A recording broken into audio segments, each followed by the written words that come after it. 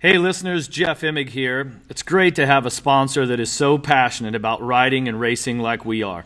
Rocky Mountain ATV MC works hard to build the sport from the ground up, making sure grassroots organizations and local racers have someone in their corner from the start, which obviously is the key to the race.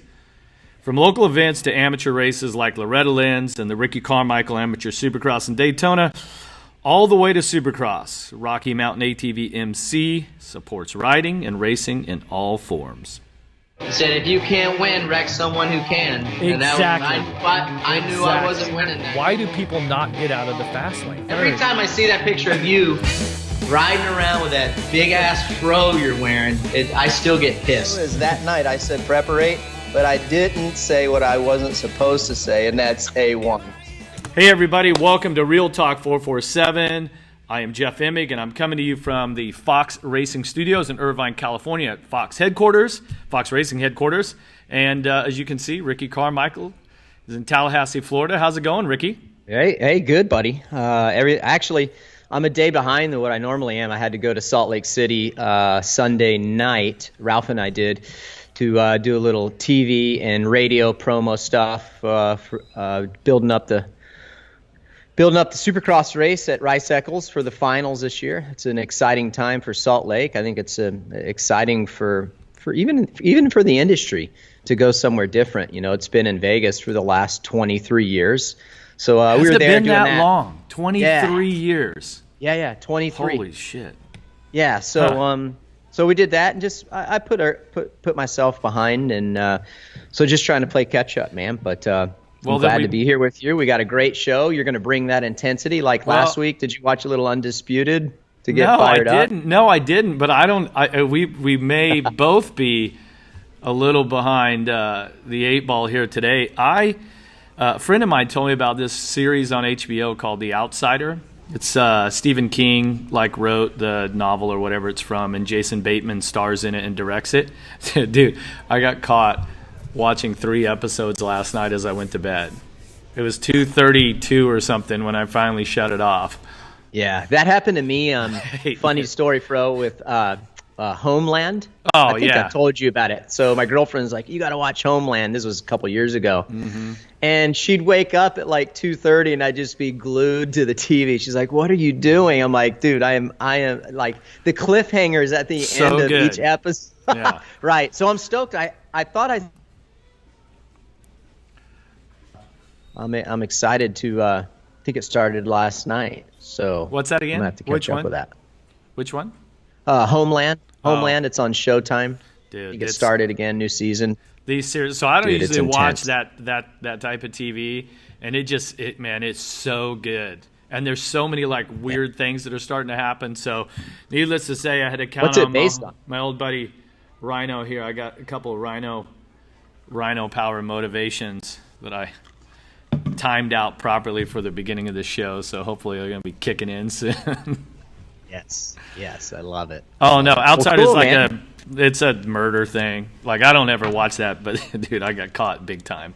So how far are you behind? Are you caught up? Where are you at? 3 out of 6, I think, maybe 3 out of 7. Maybe there's a new one sometime, but I don't know. Yeah. Anyway, and what is it again? What's it called again? The Outsider. Yeah, and how they shot it, the music is epic, and then every shot, the camera shot, just kind of slowly creeps in, right, and has this feel to it. Now there's this dude in this hoodie standing in the back of scenes, and you're like, uh-oh, what's that dude doing there? And so some weird stuff starting to happen. So anyway, that's it. So we'll see if we can bring it this weekend or this week for this show. Dude, I'm already slipping. We just getting started.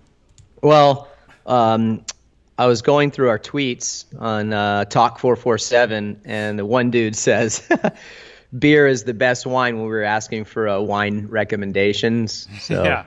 Clearly, beer is the best wine.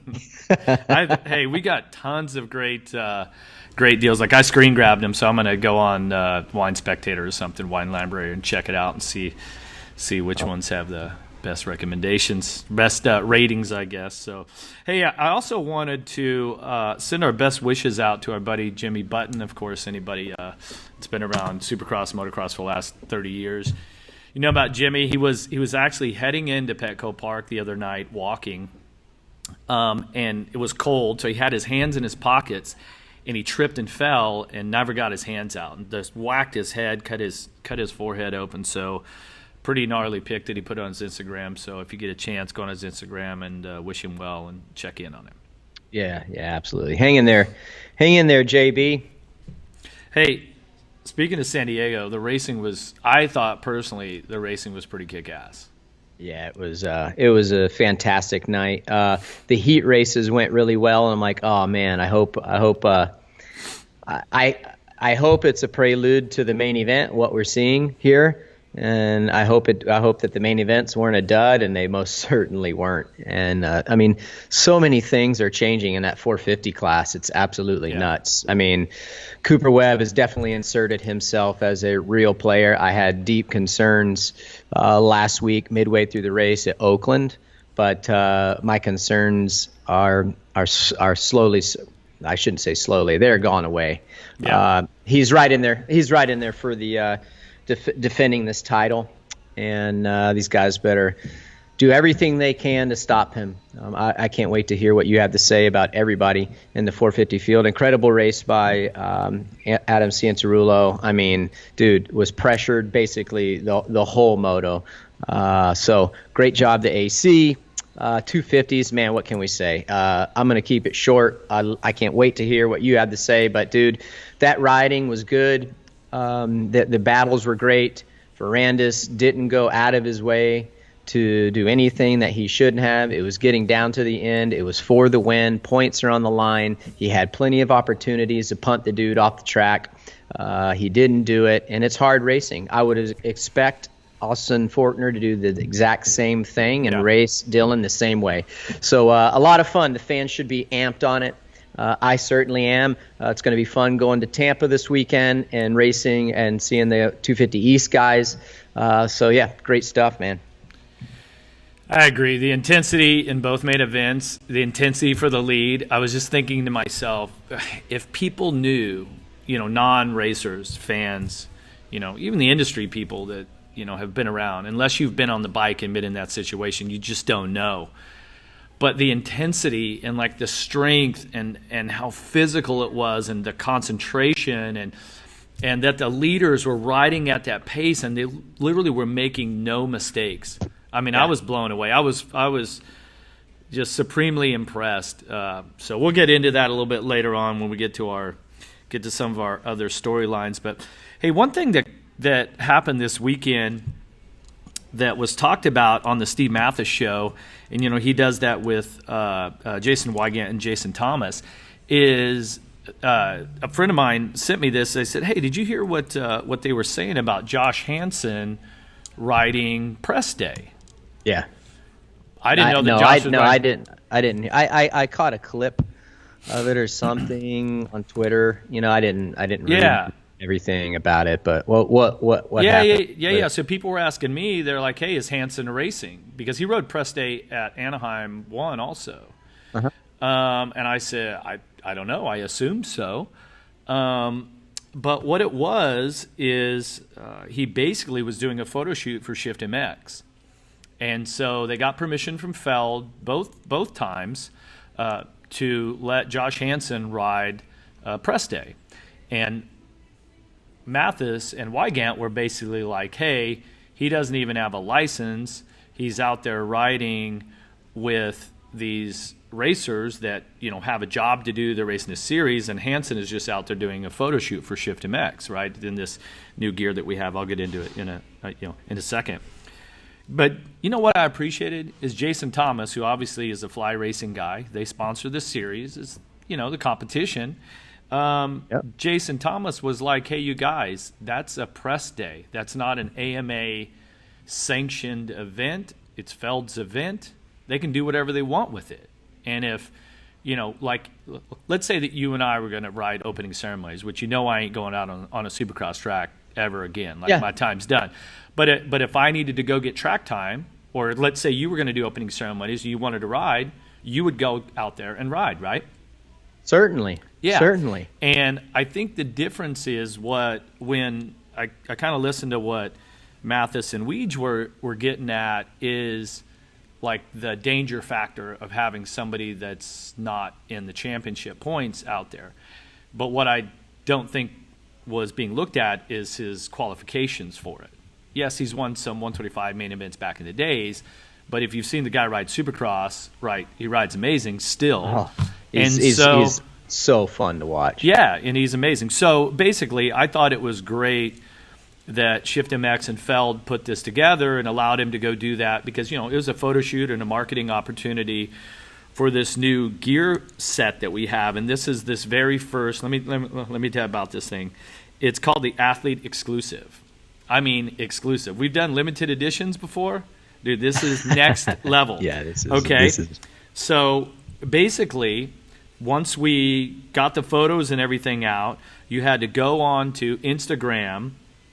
You had to hit the link in the bio or on the product tag, and then go to a certain page on Shift MX and enter to buy the kit, the pant, jersey, gloves. I'm not sure about the helmet and boots, which were Fox V3 and Fox Instinct boots, but they only made 26 sets of this Shift MX gear. It's got like the sort of like red, yellow, orange, like sort of thing on it. They only made 26, and what the people need to know that why Shift put in such an effort to have these amazing photos in San Diego and the stadium and all that.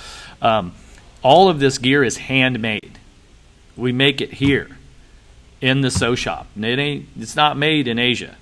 Every piece is handmade. So if you're one of those 25 people that were able to go on and buy the kit, and I imagine you send in your sizes and then they make the kits and then based on your size. Now, I couldn't find any information on the Shift website, and the guys from Shift are actually here right now having a meeting, so I'm going to find out what it actually cost. But it's super exclusive. I think it's a pretty cool thing that they did, and I'm stoked that that Feld allowed us to plan a photo shoot like that and help market Supercross and market Shift, and it's a win-win for everybody. But boy, Weege and Mathis, they weren't about it. So they were concerned about him not being safety. And then I also think his safety or the safety, like the other that riders. He couldn't. Like what were they worried he was going to do? Well, like if he, screwed up and jumped into somebody or whatever. You know what I mean? Yeah, I think that Josh Hansen is an extremely talented rider. Absolutely, things can happen. He could have made a mistake and bike could have went flying, but I mean, it could have easily happened to one of the competitors that are racing Monster Energy Supercross. Yeah. I mean, I saw a lot of guys crash this weekend. Yeah, I mean, it was press day. I'm kind of on JT's side there. Which was interesting. JT is with Fly. They're the anybody. JT. Yeah. We know his position, and that. So for him to say that, good for him, man. I thought it was very fair and balanced, but Mathis, he wasn't about it. So anyway, I thought that was pretty cool. So that's it as far as that athlete exclusive from Shift. It was pretty rad. Like the execution that of stuff it looks so good, and what the team, and Josh is one of those athletes that I think has transcended the racing, the freestyle. He's found his position, and he certainly represents our brands well, Fox and Shift. He just looks amazing on the bike, and that he's found a career for that. And I liken it to people in surfing, like Rob Machado or somebody from back in the days who did contests, and then he was like, I'm not really about contests anymore. I'm just going to do my thing, kind of a soul surfer, And that's fortunately, Hanny has just kind of morphed into this sort of soul rider, and he certainly has the respect from other riders out there, So cool. Yeah, he's yep. All right. So we've got another great discount from Rocky Mountain. We're going to let you know about that a little bit later on. Ricky, you screwed the pooch this week on your Slick Products giveaway. I didn't. Our listeners and viewers. You made it like almost impossible. Yeah, who thought Jason Anderson would have been 14th? I certainly didn't. Yeah, so that was it, right? We didn't have pick the worst finish from a top 5 rider, and that was Roczen, Tomac, Barcia, Anderson, and Webb were your top 5, and Anderson ends up with a 14th. Now, he had a shit night. There ain't no doubt about that. But, I mean, that's just unpredictable. Got a little help. Yeah, but that's like 2 weeks in a row because wasn't it 2 shows ago that you had the thing with Zach Osborne and he ended up at Glendale. Yeah, and then he had like a 20-second a disqualification. Yeah, crash with the lead. You may be like the curse. Ricky Carmichael podcast curse that if he mentions your name, you're like, oh shit, I'm Jackless next week. You know what I think? You know what I think we should do? No slick product giveaway this week. We're gonna try it again in Tampa for this weekend. Bummed about that. So I'm gonna be giving out some slick products wash kit, Ricky Carmichael wash kit. But I think you should give away an Emig grip. What do you want to do? An Emig Pro grip is what I think you should do. We've got the 3 new colors. I've been thinking about for my slick products wash kit giveaway this week. I've been leaning towards like a wild card. Like who would be the wild card and what place are they going to get? Or like the Real Talk wild card, not the Rocky Mountain Fantasy SX one. Yeah. So I've been thinking I'm either that or I'm going. What's going to be the fastest lap time in the main, and they have to put, who can get me to the fastest lap time in the main, and what's that time going to be without going over, and they have to submit before the night program starts. So that's where I'm at. I'm either one.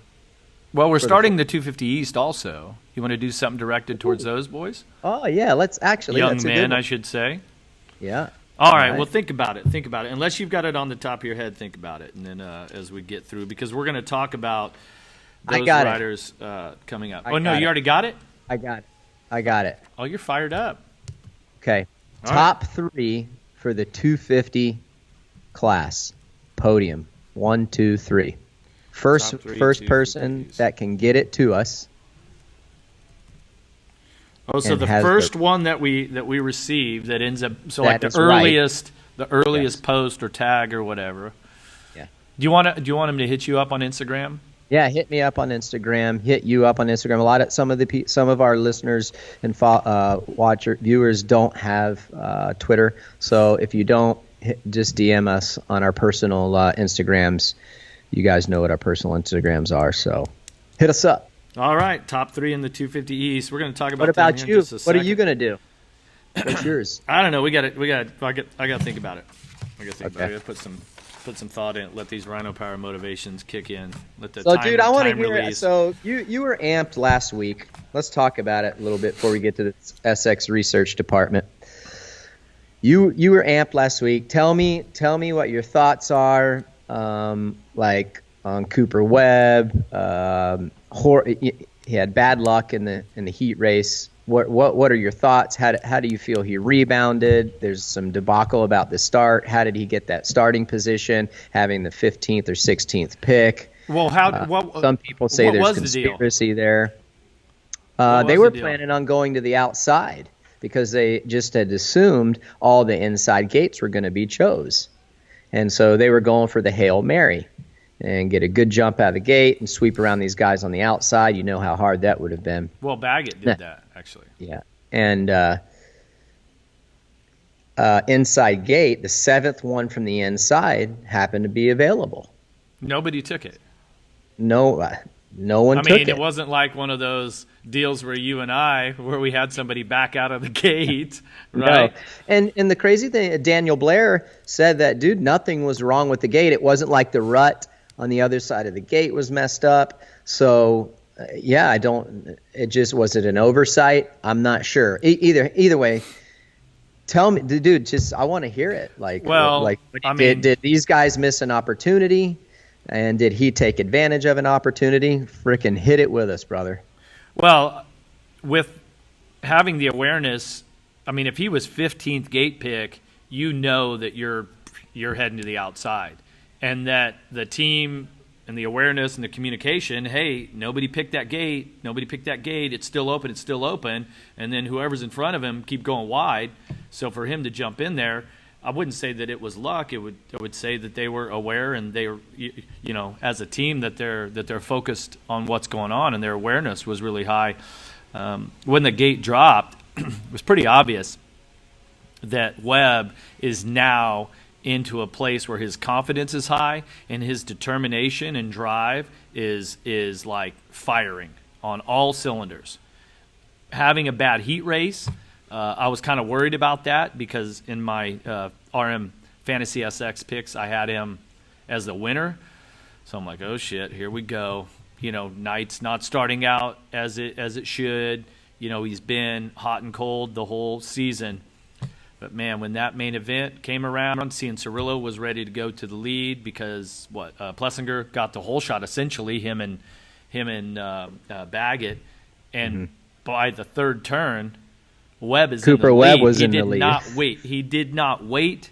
He attacked, and then Cianciarulo countered back 2 corners later, and so you knew that these guys were fired up. I mean, both of them, that they rode at that intensity lap after lap after lap, I thought was just brilliant. And I remember when you guys first started riding 450s, so that you rode the Premier class in 05, you rode a 250 two-stroke, which you could ring the shit out of that thing. You could ride it as hard as you can, right? Then when you guys went to 450s, and I mean in like Reed, Stewart, yourself, I was thinking, okay, so much engine, so much power and torque on these bikes. These guys are going to be out there just kind of using that sort of torque and low RPM. Yep. And you guys were riding them pretty hard. But it's like nowadays, I mean, they are riding these things like they're on 125s. I mean, they're every little double, they're like just manualing it, just trying to get the rear tire down. They're just, I mean, they're scrubbing through the rhythm sections, and I was watching it with a friend just going, holy smokes, this is so gnarly, the level that they're at, But what'd you think of where are you at with AC right now for his rookie season? Are you satisfied with it? Is he doing what you expected? Is he not doing what you expected? Give me, like, if you were to grade him, like, where are you at with it? I'd probably give him a B right now, because he's been the fastest qualifier every week. Dylan Ferrandis in the 250 class has been the fastest qualifier every week, which that's a bit of an anomaly. But if you go to the 450 class specifically with Adam Cianciarulo, for him to do that every week against this competition is pretty spectacular. And so he's got the speed. He almost had the fitness. I mean, he was there. But you could tell Webb had just that little bit of extra. And so I think fitness-wise is that Cianciarulo has to believe in himself, believe that he's got this. I mean, and keep in mind, now that we went to a timed main event, I mean, we had a 25-lap main event. This was back in our days where it was 20 laps, that's it. 19 comes by, you got the white flag no matter what, no matter if the lap time was 40 seconds, right? Yeah, he got passed. I mean, this is 25 laps, and they were cranking. So I just can't help but think that Cianciarulo isn't going to – I mean, he's going to win sometime, and maybe Tampa being, that home race. You got Tampa, you got Daytona coming up. Maybe that's going to be the time where Could be this week. Because at times you need that little emotional boost, and I think that he's going to have a lot of fans when you get to Tampa. And maybe that's the little bit of extra that he needs to put him over the top, that little extra. I mean, now, if you read any sports psychology books about winning and things like that,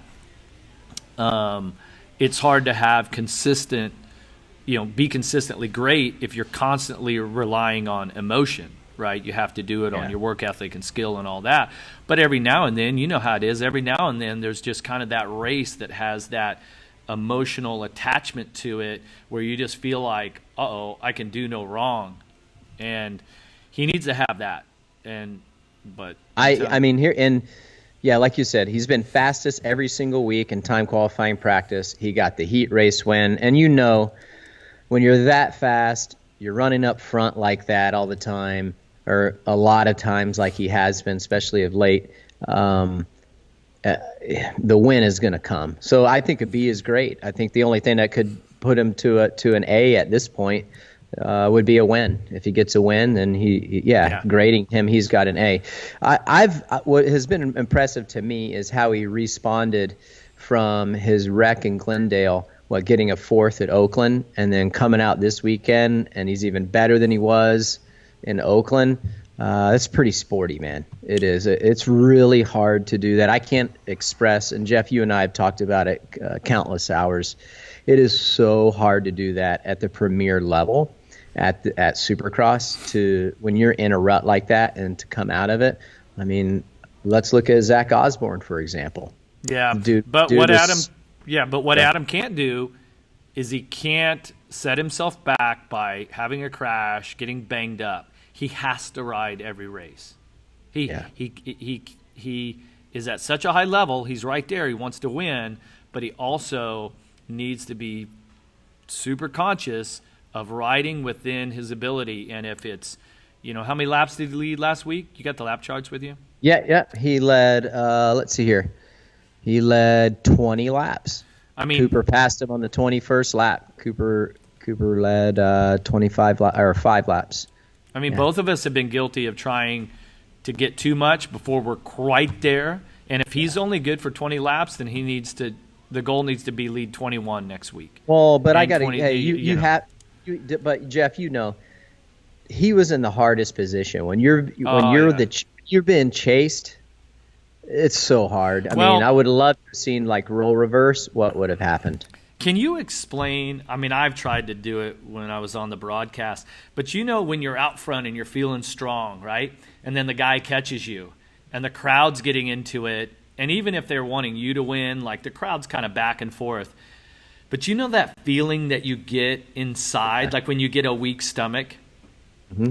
How would you to me, how would you describe that? Because you get, I call it you get soft, your core gets soft, and you get kind of sloppy, where you're not attacking, you're defending, but that feeling, like a nervousness or something that you get in your chest and your stomach. You know what I'm talking about? Well, yeah, of course. So that feeling when you are leading, and then your rival is catching you, and at this point he's right on your rear tire. That feeling that you're describing is a feel of defeat and not doubt, but you're the worst outcome is happening. You don't want to get caught. You don't want to get passed and lose the lead and not win. And it's becoming a reality. So the inevitable is happening. And that's what you're feeling and experiencing. Yeah, but there's got to be a chemical that's released where you start to feel cold. You know what I'm talking about? I wish I knew if there was some scientific hormone or biological, some sort of chemical or something that gets in your body where here you are, your heart rate's wide open, you're breathing everything, you're sweating your ass off, but then you get that chill. Yeah. I've never actually talked to anybody about it. Hey, so I wanted to talk to you about this, man. So many people, the fans are still bugging on Ferrandis. I was pretty. I gave my opinion on the broadcast. I said, hey, man, there was nothing outside the line. Nothing was dirty. He rode aggressive. He did what he had to do, but that was good racing in my opinion. So yes, the fans are being hard on him. Time to move on, in my opinion. That was a badass ride. So what I wanted to talk about from there, what I want to talk about now let's go to Barcia and what he was doing. How come they don't boo Barcia? Dude, if you look at his moves and what he was doing, and he was going backwards, which he still had a good ride, but he was going backwards. He wasn't going to beat Tomac. So I mean, I personally think he held Tomac up for possibly at least what could have been a podium finish, because he was flowing and he was coming. Yeah. He had a pretty good shot to maybe challenge Baggett for a podium spot, and it just absolutely killed his momentum. But my point is these guys, you know, some of the people are really hard on Dylan, but then, I mean, JB was doing the same thing. Oh, you didn't see what happened with Brayton, did you?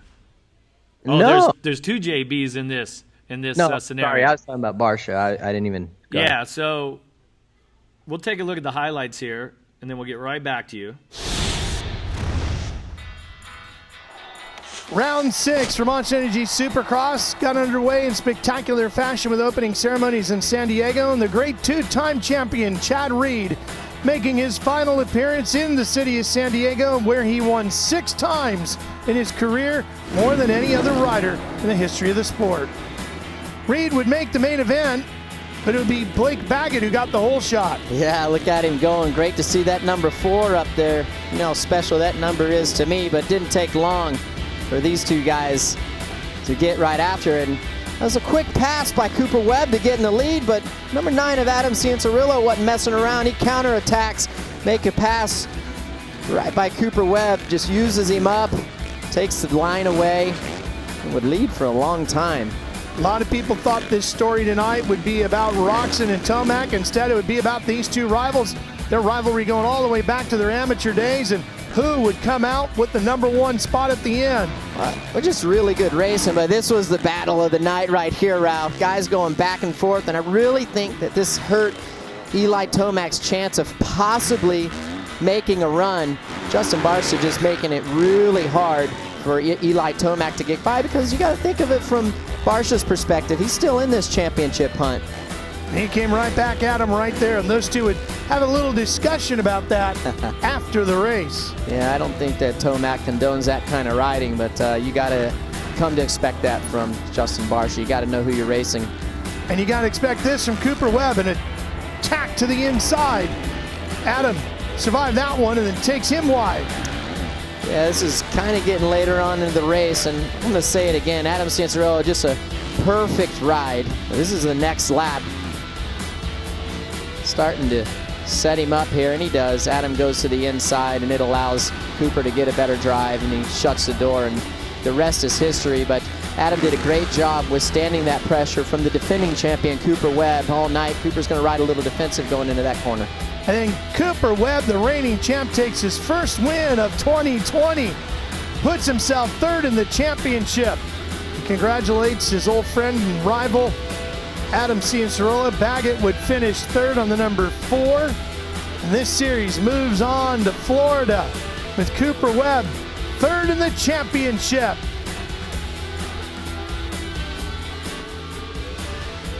So on those highlights, you saw Barcia basically doing everything that he can to hold up Tomac. And so the question is, like, yes, of course you're out there battling. His job is not to let Tomac by. Is the inevitable going to happen, or is Barcia banking on that Tomac's going to make a mistake and that's going to, derail him, and Barcia's going to stay in front of him, right? I mean, your job isn't to let the guy by. Yeah, you don't race just on lap times. Stop right there. You say not to let him by, but at some point, I mean, he got caught. He's going to get past. Yeah. Like, this is where the etiquette comes in. Like, dude, you don't have to pull over, put your hazards on, and wave the dude by, but come on, man. Okay. Okay, so what nobody saw, I saw it because I happened to be in the stadium watching, is so if you go over the first triple jump, let's see, the first triple, make a right. Yeah, then there was another triple. So it'd be the second triple. And make a left and then a long 90. So there was a 90 left. So they come into that 90 left-hander, and everybody was going wide. Yeah. They were entering the rhythm section wide. Well, Anderson comes in and smashes Brayton and puts him off the side of the track. He stays up on 2 wheels. So Anderson jumps through the rhythms. Brayton comes back on behind him, doubles into the turn as Anderson comes around, and Anderson probably thought he was laying on the concrete. Anderson comes around, and Brayton, because he had jumped on the track from like an angle, he just doubled on and just laid Anderson out. And you mentioned that Anderson had problems with front spokes were gone? That was in the heat race. Oh, no. This was the main event. No, I'm I pretty was sure saying it was the he main had event, problems. right? No, I was Yeah. I was referencing he had problems in the main event. We didn't see it on the broadcast, so I didn't know. But I thought, like, as we were watching one of the battles, I saw one of the Rockstar Huskies like down, and I knew that it wasn't Osborne because he was still running. Yeah. I saw him like, oh, that had to be Anderson. Yeah, so that's how he felt. Then that's what it was, yeah, with Brayton and Anderson. And so the question is, like, if you caught that on somebody's video, like on their private video, why are the fans not hating on Justin Brayton? Like, he cleaned his ass out, took his race down, And so here's where the AMA doesn't catch everything. Okay, they're the governing body. Then also the fans, they don't catch everything either, but they can be really judgmental. And I think your point with like Ferrandis is okay. That thing's done. You need to move on because the rough riding happens everywhere. Why are they not hating on Barsha when him and Tomac are getting together? I watched Barsha put on a clinic doing it, like going out of his way. Mm-hmm. And at the 450 level and at what they're at, I mean, listen, I like JB or Barsha. I have no problems with him, but what he was doing, like going out of his way to make life absolutely miserable, and he ended up slowing himself up by doing that too. Allowed Ken to catch up to him. Yeah, kind of a double standard there for what was going on, but so where did he end up? This a fifth? Ease up. What's that? A fifth? Barsha end up with a fifth? Yeah. What about Roxon back in sixth? Yeah, I'm not sure what's happening with that. I don't know. I mean, he said his foot was okay. Well, he won his heat race going away. It was gone, nice and clean. I mean, he gets the whole shot. He probably wins the thing, But they had to ride from pretty far back. I mean, Anderson, Barsha, Tomac, Roxon, a bunch of the top riders definitely were mid-pack off of the start and had their work cut out for them, Yeah, Kenny had the fastest, or the second fastest time in the main event. He ran a 49.5, and Cooper had the fastest at a 49.4. So, hey, this is my new guilty pleasure, by the way. I really like this stuff right here, the Suja. Yeah. Cayenne ginger, lemon. Yeah, Tia drinks the green one, Suja green one. So, yeah, I don't know. Kenny's hard to read, sometimes for me. He's so talented. I will say this: if sixth is his worst, that's not too damn bad, Yeah. What was because you crashed out of the first one. Was it a 21st or 22nd when you crashed at A1? Well, yeah, I mean, I crashed 3 or 4 laps in, so I'm assuming no one pulled off before that. So was that your worst finish in a championship season? Yeah. Had you ever? I mean, that was, I think. Well, in '99, I missed a couple races. Dude, we're talking championship season. Oh, championship season. Sorry. Not 99. I just like. Oh, we're going back to 99 again? Dude. Oh, my God. Dude, I hated that year. Legendary. It's just about as bad as it can get, right? Holy smokes. Do you remember? Hey, so we're going to Tampa. Do you remember 1998, that race, and what it was like? Can you remember that far? Wasn't Tampa 98 was really wet and muddy? We're at the old potato chip stadium. Sombrero. Yeah, the sombrero. That's what it was. I was thinking like a Pringles or something. No, I got stuck in a rut in the heat race. If I remember correctly, they had to come get my bike. I just left it there. Said I'm over this. Yeah, that was a. That's when you know things are going good. Yeah. That's when the season's going. You're just like, screw it. You guys come get this thing. We're going back to the truck. So what do you think, and we'll wrap this up, what do you think about, are the fans too hard on Ferrandis? Yeah, I think they need to change their tune and respect the type of entertainment that he's giving them. But I also think that the fans, you know, I think that they are pulling for the American riders. I think they think of him as in a way as the bad guy, as the villain, right? And every storyline needs to have a hero and a villain, and they've identified him as the villain, but he's going to go out and just kick their ass. And hopefully, you know, if he ends up winning the championship by the end, that they'll respect him for it. You know, they've got a little break here on the West Coast, and we still have 3 riders that are really in the championship hunt, right, with Justin Cooper and Austin Forkner. And, yeah, you know, I feel like that Forkner and Cooper still have a win left in them, so we'll just see how it shakes down here in a month or so. Dude, we didn't talk about this. More drama. Did you see the drama between Davalos and Barcia? Oh, on Friday? On frickin' press day, dude. Well, that's a good point. We're talking about press day. Yeah, we talk press day. We talk, dude, press day. We're going to act like kids in press day, dude. So, but that's a good point, because that is not governed by the AMA. That is a Feld media event. And so would there be any breaking of the rule book there or anything like that? To me, I don't think so. I don't think that's an AMA. Dude, so I'm down there watching, and then that, like, Davalos is, I'm bumming I tried to get it on Instagram Live, and I just was, then I got wrapped up in the moment. But dude, he was all up in Barcia's face. And this is before I saw multiple videos from really good sources.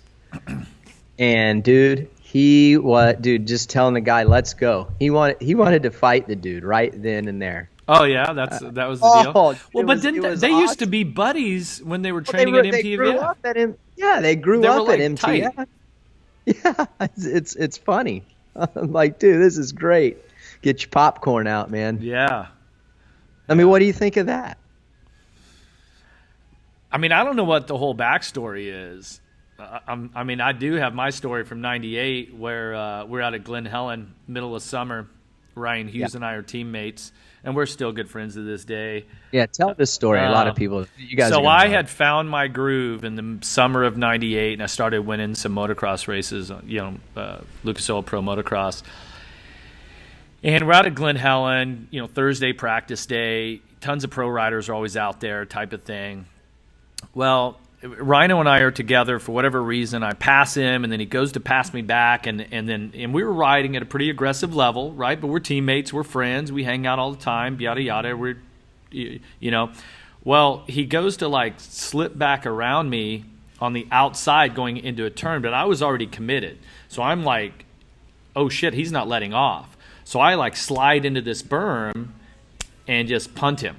And he hits it was some old fence or something there, fence post and wire and whatever. And he hits this and or one of those those water barrier things. Yeah, it was those plastic. Yeah, and Rhino had been kind of struggling around that time. He had some knee injuries, things like that. So I stop and turn around real quick, and I'm like, oh shit! I go, Rhino, are you all right? Dude, he picks up a rock about the size of a bowling ball and throws it at me like it was a golf ball or a marble. He's like, get the fuck out of here, Fro. But he's pissed. And so I'm like, whoa, shit, that didn't go right. So I go to zigzag my way back down the main straight. And there was this corner where you come around corner, do a jump or whatever. And then there was kind of the turn where all the dads and mechanics and spectators and stuff kind of stand. So I come over this jump. I come to go into the turn because I'm going to finish my moto. Rhino's bike is laying on the ground. And he's in the middle of the track. And I got nowhere to go. And I'm like, shit, what am I going to do? He just runs at me, launches at me, and just clotheslines me off my bike. Yeah, true story. True story. Grabs me by my helmet, and he's like, bam, bam. And guys are coming over and peeling him off. Are you saying, Rhino, stop? Well, I'm like, chill dude, out. I didn't mean to take you out. We're still close to this day. Dude, we were practicing at a very intense level. And, it was one of those things, I mean, I didn't mean to take him out. It was completely unintentional. It's just I'm envisioning something like Dylan Ferrandis and Christian Craig at Anaheim. That's what I'm envisioning. Yeah. But it was a left, so it was totally different.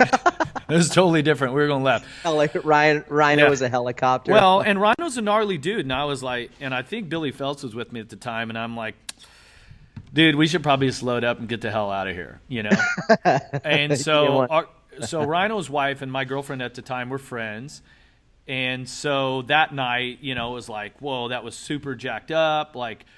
So they talked, and then they're like, okay, you guys need to talk to each other. So we're going to Washougal the next day, and we would ride Saturday practice, and then we'd race Sunday. Friday. No. Friday. No. It was Sunday racing still. They move it? Did they move? So Friday comes around. We fly up to Washougal. I still haven't talked to Rhino. We're staying at the same hotel, right? The girls are talking like, hey, you guys need to – I try to call him or something. He won't talk to me. So Strangio was actually with me on that trip. So we go to Washougal on Saturday, and it's only he and I working out of the Cowie rig. I think Huffman was hurt or something at the time. We are getting dressed next to each other, and there's just nothing but silence. Dude, the tension is so thick you can cut it with a knife.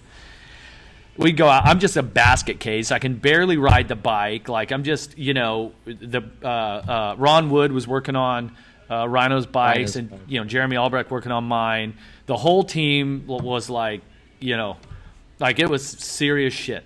So Strangio gets with Bruce Sternstrom, who was our team manager at the time, and he's like, Bruce, you gotta set these guys down. Like, you gotta, So after practice is done, Bruce calls us into the Kawasaki rig. Okay, now I will preface this with most every one of my stories is that, this is my rendition of it. This is like, it could have been different in certain ways, but this is the general gist of it, right? We're not going to let the facts get in the way of a good story right now. So Bruce sets us down in the lounge, and we're sitting next to each other. Rhino and Bruce is like in the little cherry, right? Bruce is like, hey, look, I understand something happened at Glen Helen this week. You guys are good friends, you're teammates. You guys need to work this out. Like, you can't let this go. You guys need to talk this out. And I was just kind of like, the whole time I'm just waiting for Rhino to just go, like to pull a Rhino and just like punch me in my face or something, And I'm sorry, Rhino, I know you'd never do that to me, but he was so frustrated because he was struggling with his career, and then he tweaked his knee that day, and the year wasn't going good, and you can imagine like all this stuff going on. And so I'm kind of sitting there like looking like, and Rhino just goes, shit, dude, I'm sorry, man. I shouldn't be that pissed. All right, let's go to dinner. That's it. It was like, he was just like, yeah, dude, I'm sorry, man. I shouldn't be that pissed. I know you didn't mean to do that. And that was that. Oh, I thought you were going to give us something juicy. I didn't know it was going to be that. No, but it was just like, and so, consequently, he and I, we've been friends ever since we were racing on, probably raced him in '88 for the first time. So, yeah, that was big of him at the time, but yeah, that was kind of one of those situations. So, Story time with Fro here on Real Talk 447. Yes, another great story, Fro. We need to sponsor that story time. Yeah, we do. That was a good one. Good one. So, the 250 guys.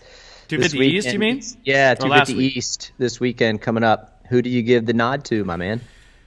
So, to be the champ, you got to beat the champ. Is Sexton the favorite? Chase Sexton, Geico Honda.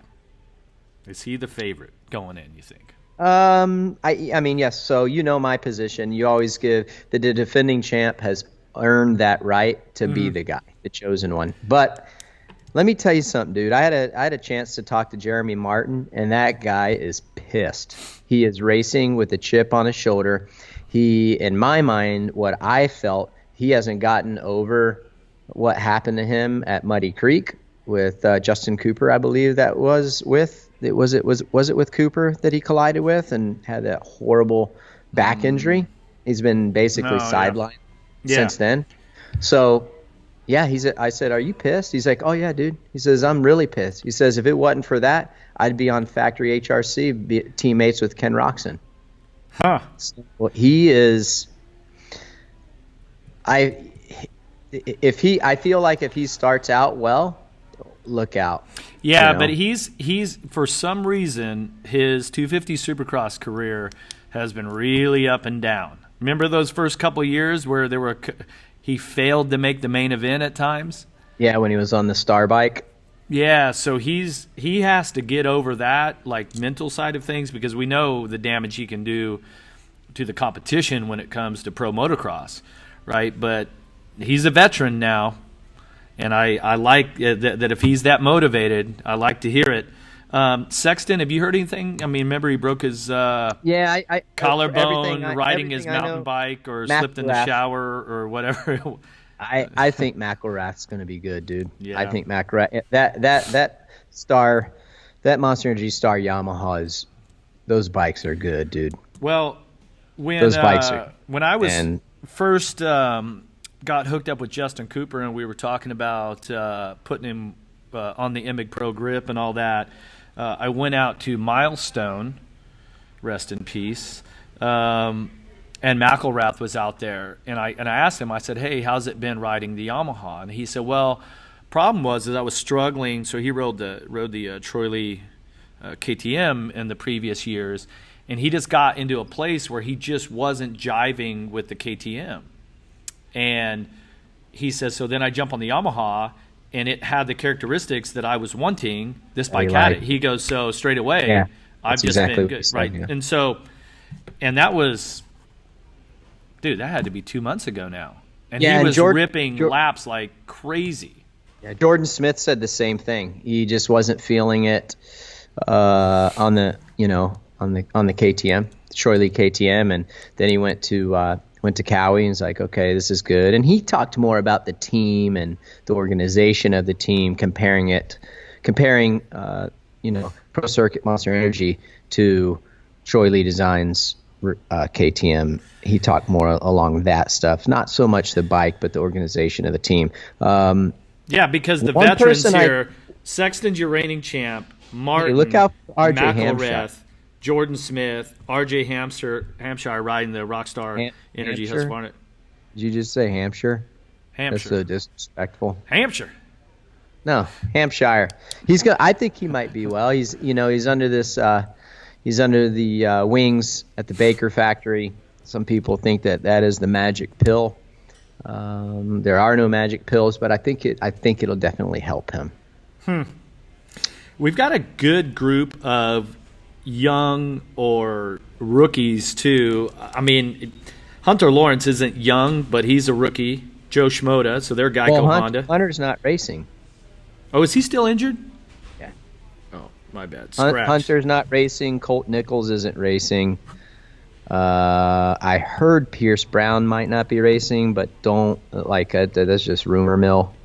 Well, Troy Lee KTM, they went just all young this year. I mean, and they brought over Brian Moreau, who's a French rider that's been riding GPs, so they brought him over. So I'm interested to see if he's that next French rider that's going to get into Monster Energy Supercross and do something. Husqvarna has Jalik Swoll. He's got some serious talent. Marchbanks on Kawasaki. Joe Schmoda. I mean, I don't know. Jimmy Dakotas is kind of the lone JGR Suzuki rider. Anybody else? Anybody back there at the farm or in Florida that you can think of that are on some of those satellite teams? I mean, we got a couple good guys coming up, a couple privateers that I think will do well. The biggest thing for them is, being able to have that explosive speed for short laps and getting into the main event. And then once they get into the main event, then just doing the best that they can. But that's kind of what we're focusing on with our guys. Go ahead. Yeah, so what are you've got a couple amateurs that are getting ready to go pro, right? Yeah, well, I mean, the biggest one that most people would know would be Seth Hamaker. Yeah. We got him there, and he's back riding. Remember, he had shoulder surgery. Yeah. So had his shoulders worked on. So he's right on. Who's our kid last year when we were there in the spring for the spring camp? That was he on a 125 KTM, and he was just burying it in every turn, like dragging the bars, blowing berms out. Good kid. I think he's down there with his parents. What was his name again? You know what I'm talking about? I'm trying to think. I hate to put you on the spot. Oh, dude, he was going in just. So we're trying to like work on a corner with a KTM. I think it was a KTM, wasn't it? I feel like it was a 125. Was he blowing my turns out? Oh, blowing the turns out, right? Yeah. And when you're on the clock, when you're doing lap times in the sections, asshole kid comes by and blows everything out. Big ruins it for everyone else. Yeah, like, and especially when your mom's wanting 5 lap times that are like better than your best, and we're not going home until you do that. And then he comes along and blows the berm. Yeah, you're done. Everyone in the group is like, they want to go over and just like. Oh, dude. Yeah. Hey. Hey, do you have a prediction for this weekend? Hold on, you got a prediction for who's going to win it? The first round of the East? I don't predict. I analyze. Okay. I'll let you know about 5 laps into the main. How about that? I'll let you know 10 minutes through. Well, that's your so you're going to give away the slick product for the top 3, whoever can predict the top 3 in the 250 East. So good luck to everybody. Next thing I had on the rundown. Steel chassis. Yeah, it's steel chassis. Steel chassis or listener question. Yeah, so we had on Twitter, it's in Poem. His name is Nico Pomer. His question is, with Marvin Musquin out, Webb followed in his footsteps as the king of jumping through the whoops. Is this related to the KTM steel frame or chassis? Neither Ryan Dungey nor Marvin Musquin or Cooper Webb have had their strengths at skimming the whoops. Any thoughts? That's a really good question. And is it just a common thread because those 3 guys that you mentioned are on KTM? I don't necessarily think so because, look how good Blake Baggett is in the whoops, and that's a steel chassis. So I just think it's rider style and how they approach things. That's my opinion. It has nothing to do, not as much to do with the chassis as it does just their preference.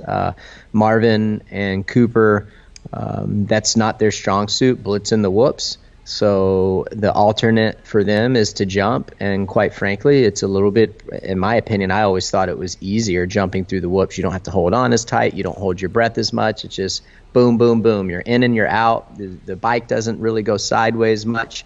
You can jump out of them, set the bike down, land it nicely on the back side of the whoop to set up for a corner or whatever obstacle is in front of you.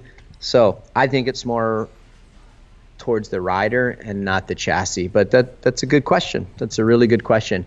But that's why I give you a reference. You mentioned those 3 guys, Cooper Webb, Marvin Musquin, and Ryan Dungey, not being that great in the whoops. Is it because of the steel chassis? But then look how good Blake Baggett is, you know? Yeah. Hey, speaking of the whoops, how about that highlight in the main event? I'm not sure if you guys had a slow-mo of it. Lapped rider, Cianciarulo, Webb, and he jumps out of the first set of whoops. Dude, how awesome was that? Nose wheelied and just set it down and then just picked it right back up again. I mean, that could have been bad. That was extremely good skill right there. That's just and he didn't even panic, right? It was just so nonchalant. Just I'm gonna nose wheelie in here, set it down. But you know what's interesting? I want everybody to watch this next weekend here in Tampa. Watch how slow that Cooper Webb goes through some of the corners, especially in the main events, later in the main events when the berms start to get really rutted out and they get tighter lines. He really takes his time through there, and he kind of does like you used to do, Jeff, like point and shoot. He just cruises through the turn, and he's really fast through the rhythm sections or whatever straights. I always felt that in Ryan Dungey's latter part of his career, that he very much was about the short line, the easy line. And if you it's good that you point that out, because the difference is Adam Cianciarulo is he comes in the wide line, he is laying that bike over, and he is carrying speed all the way around the outside of turns. Like that's his sort of strong point. But then once the track goes away, you go up, slide, new line, and that new line keeps cutting down, down, down, down. Yeah, and like you said, Webb is just really good at just being patient. And that being yes, it's 20 minutes plus a lap. It's 25 laps total. But I wonder if that ends up being a resting spot to where 100%.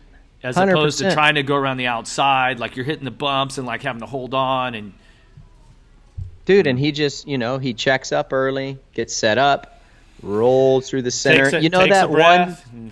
Yeah. Watch how his line this past weekend. Go back and watch his line, that right-hander, like kind of on an elevated turn before the mechanics area. Dude, he was just completely chilling in that corner. Yeah. It was like, dude, you cannot go around that corner any slower. But he wasn't losing any time. Yeah. Yeah, he was able to respond. Every time he lost a little time on Cianciarulo, he was right back there again, no problem. All right. Well, dude. thanks for your question, Nico. Yeah. Appreciate it. Ricky, keep them coming. Hit us up at all your questions. Hit us up at Talk 447. We love hearing. I will say, last year you guys had more questions, so seems like we had a lot of questions last year. So well, we had some this week, but I just picked one. We had a few that I got at least, but I just picked that one out. So appreciate everybody. Your favorite segment's up next. It is time for Ricky to go. A bathroom. Hit the can. I'm gonna punch out some emails real quick. No, I'm kidding, guys. I like the SX research department. Oh, dude, it was an overwhelming thumbs up. So I know you like. You're just trying to give them shit, the whole research department, but they do a good job. They work hard, and this week I think they got some good stuff for us here. So here we go. SX Research Department. You can find them on Instagram. Cooper Webb's win Saturday night in San Diego means that there has now been 4 different winners in the first 6 450 races of 2020. Justin Barcia won the season opener at Anaheim. Roxon won in St. Louis and Glendale. Tomac at A2 in Oakland. Now Webb at Petco Park. 4 winners, 6 races. Is that a lot? Is that normal? The research department went into the dusty archives to find out. Lately, 4 winners in 6 races actually is pretty normal. Since 2010, there have been 3 or 4 different winners in the season's first 6 races every year. But in the first decade of this century, which was basically your time, McGrath's time, Stewart, Reed, it was far more common for there to be just a couple different winners in the early rounds of each season. Between 2000 and 2009, there were only 2 different winners in the season's first 6 rounds, 8 times. So 8 out of 9. So using those figures, it's clear that the championship is more competitive than ever, with more and more different riders reaching the top step of the podium.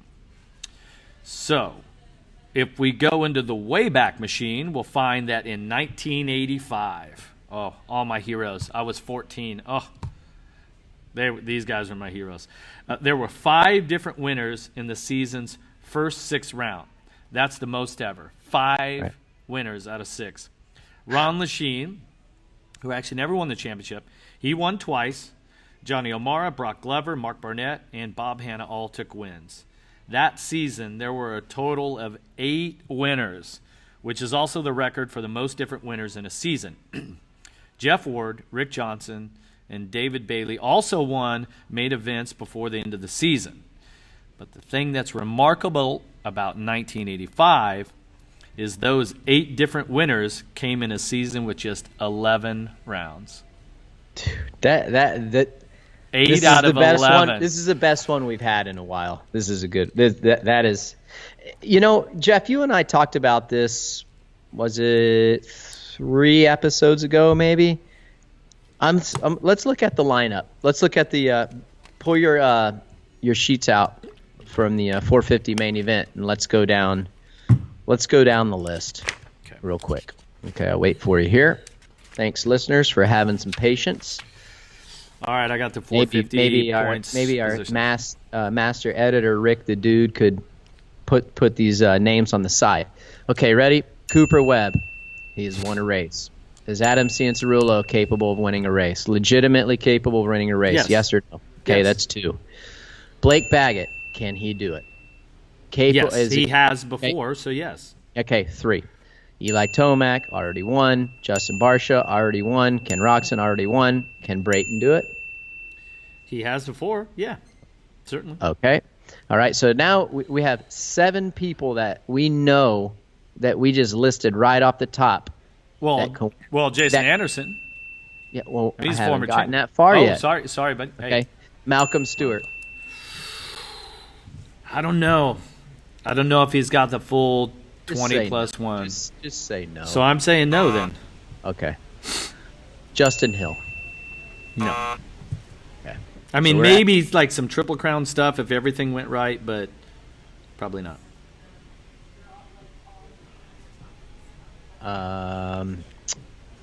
Anderson. And yeah, do you think Anderson is in a spot where he can win one? Yeah. Okay. So now we're at 7. No, we're at 8. Who else? Is there anybody else there that I think can win if I went down the points? Well, see that's what's crazy. Like, I wish there are 8 guys for sure that could win, without a doubt. There's a couple wild cards in there for sure. But I don't know why we don't see it, and I'm going to say this right now. As we get deeper into this series, it's that list is going to get thinner and thinner because it's crunch time. There's too much points on the line. Guys are starting to get, guys are starting to get over it a little bit mentally. I mean, you know how it is, Fro. If you're not in it for the point, not racing for a position to try to better yourself, if you're buried in 6th place in points and the next guy in front of you is 20, there's not a lot of motivation there. And the guys that know they have a legit shot for the championship, I mean, they're bringing their intensity every single weekend, like and they are finding themselves up at the front contending for wins. So those 8 quickly become 3 to 4. Mm-hmm. But I think guys like Roczen and Barcia that have already won, I feel like historically they take a dip after the emotion of the beginning of the championship happens. And so I would be really concerned as a fan, if I was a Roczen fan or a Barcia fan, that my guy's going to get it done again. Because they have these dips. And right now is where the championship contenders start to pick it up. I mean, you said it a zillion times, either when you were racing or you come as a color analyst. Now it's time to So this could be a pretty key event for a lot of riders because we're going to get back east. Is the weather supposed to be good? Yeah, weather's supposed to be good, so that's great to hear. Come on out. Good tickets still available. Right? What's that? You never listen to me when I speak. Yeah, I was looking to check the weather, clown, as you were asking how it was going to be, and I was going to report the weathers for if anyone is planning to come to Tampa and they're waiting to see the weather report. I got it right here for you. Well, what is it? Come on. Tampa, Florida. Daily. Looks good. 77 degrees. A low of 59 for Saturday. It's going to be beautiful. No rain on Sunday. It's going to be 79 on Sunday. We got a great week ahead of us here. Man, well, now it comes time to do some RMfantasySX.com picks. Yep. Last week I had Webb, Cianciarulo, Tomac, Anderson, Roczen, and my wild card for 8th was Brayton. I think Brayton was 7th. Yeah, that's crazy, dude. I got it all. I got the top 5 right last weekend in my fantasy. I nailed it. No way. Yeah, I did. I don't know how I did. I got lucky. You want to give our listeners any recommendations? Oh, no way. I'm here to win, dude. I'm not divulging my secrets. So if you guys haven't already, we've had great results. Tons of people have been signing up for the RMfantasySX.com. So we have a Real Talk 447 group on there. So go to the website, create an account if you haven't already. Scroll down past the results. It'll say Browse Groups. Click that. Search Real Talk 447. You can join the group. There's added bonus that we're going to be giving out some prizes to members of the group throughout the season. And, well, you're not going to get any help from Ricky on this, but I'll help you out with some of my recommendations. At least I had the first two right last week. This week, it's obviously top 5 like normal, and the wild card is 15th. Start to get past top 10, it gets a little messy back there in the results. Yeah. But I did a little bit of research. I looked at the results. I looked at like what's going on, the different riders. I like Tyler Bowers for the 15th place wild card this week. He's gone 17th. Then he didn't start. I'm not sure what happened there at Glendale, and then he's gone 17, 15, 16, 16. I feel like he's kind of been on that track, and I feel like he's got at least a 15th in him.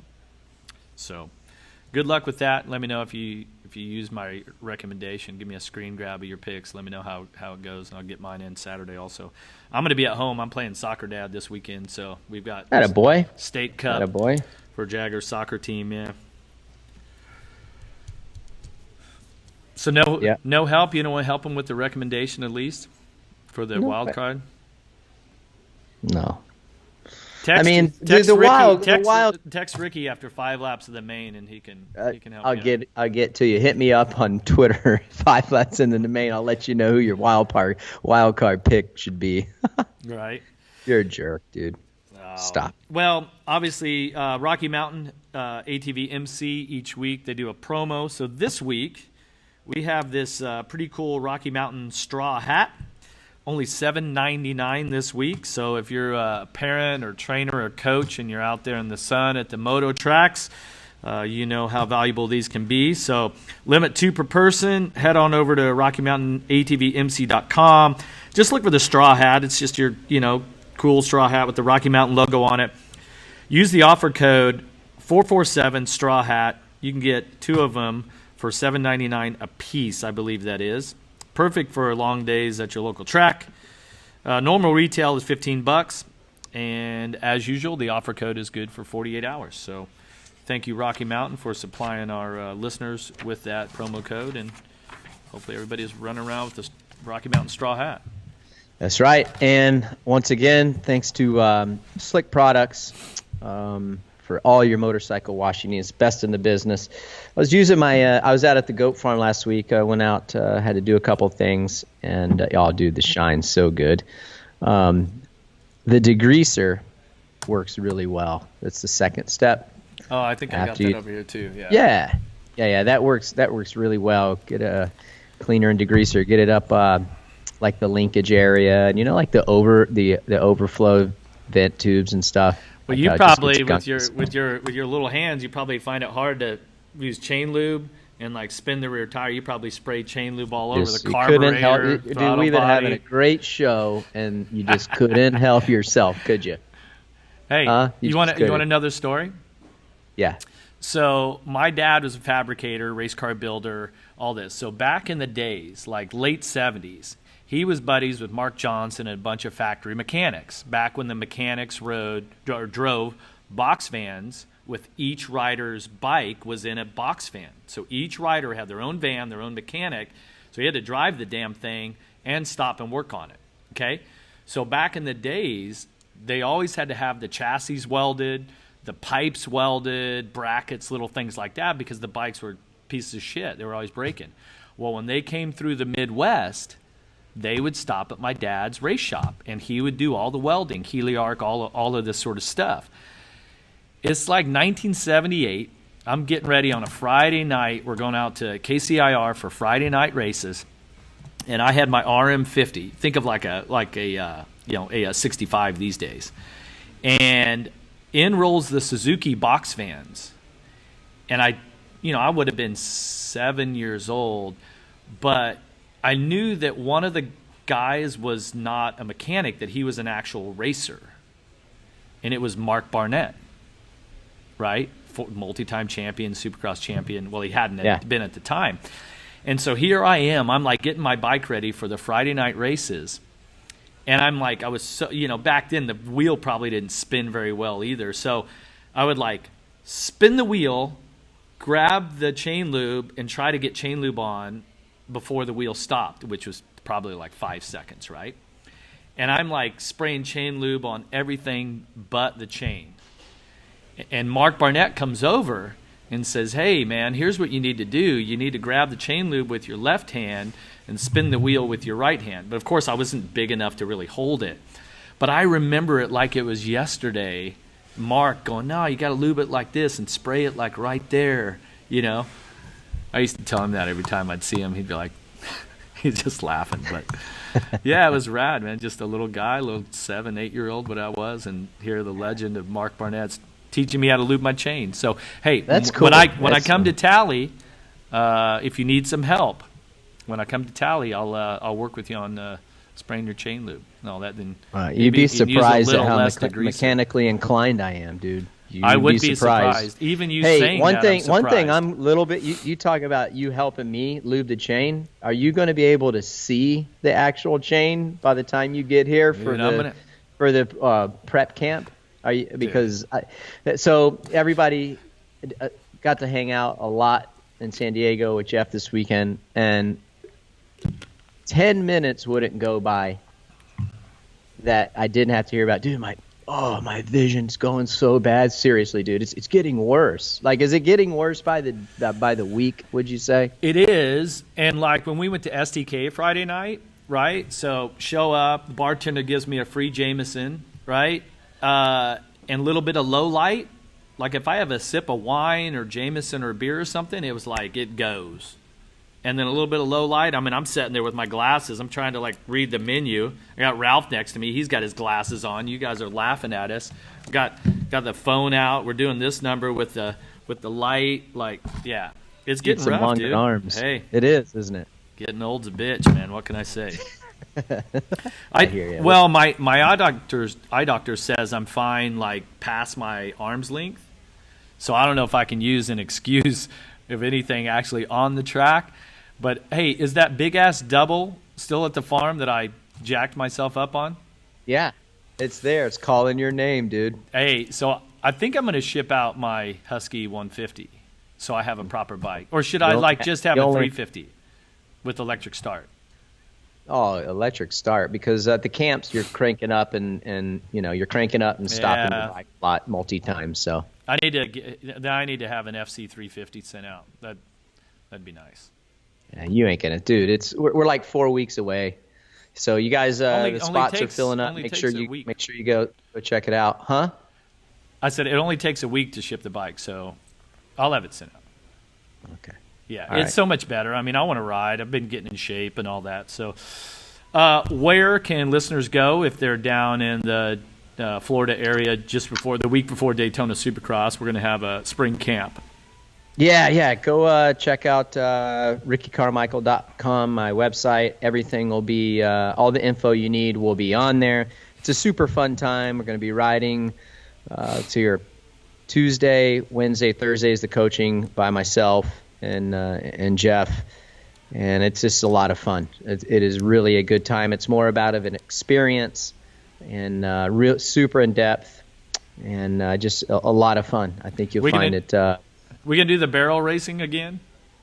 We should. Would you do it? Yeah, especially if it's dusty and then we water the shit out of it and make it all muddy.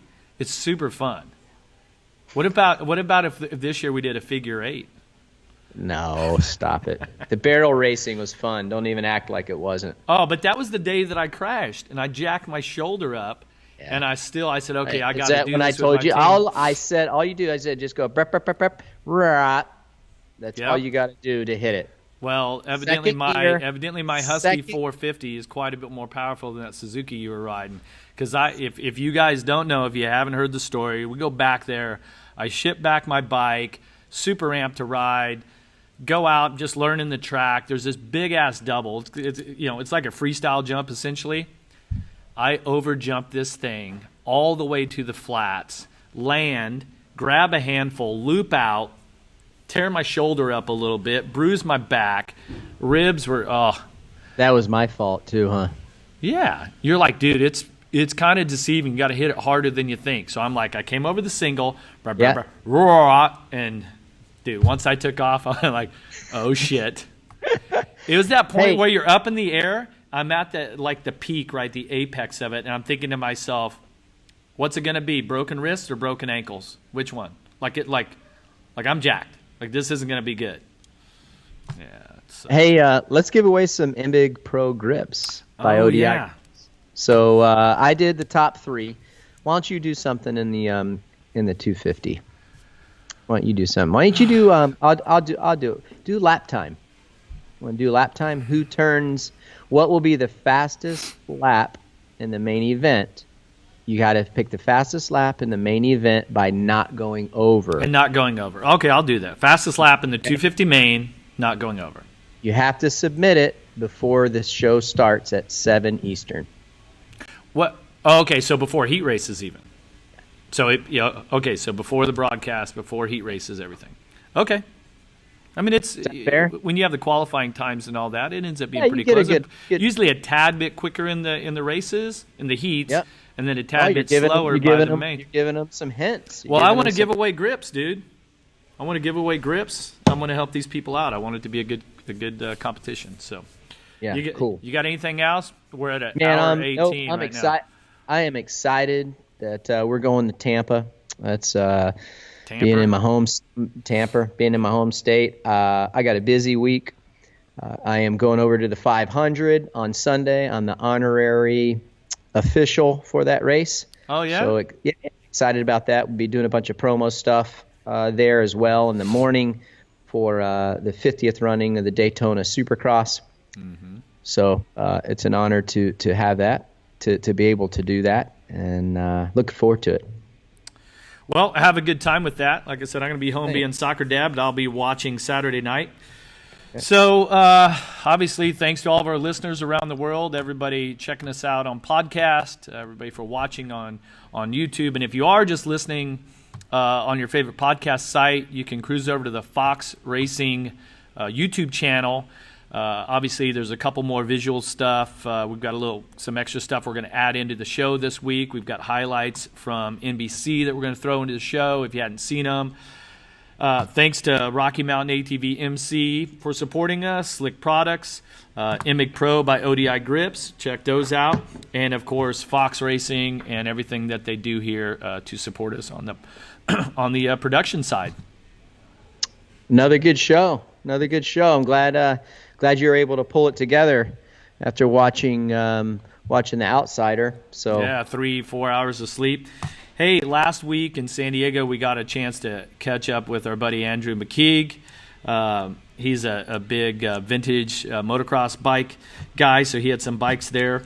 So caught up with him, and good to see you, Andrew. And as usual, the Andrew Mckeague Band's going to take us away with This Old Lie. Thanks, everybody. All right, good show, Ricky.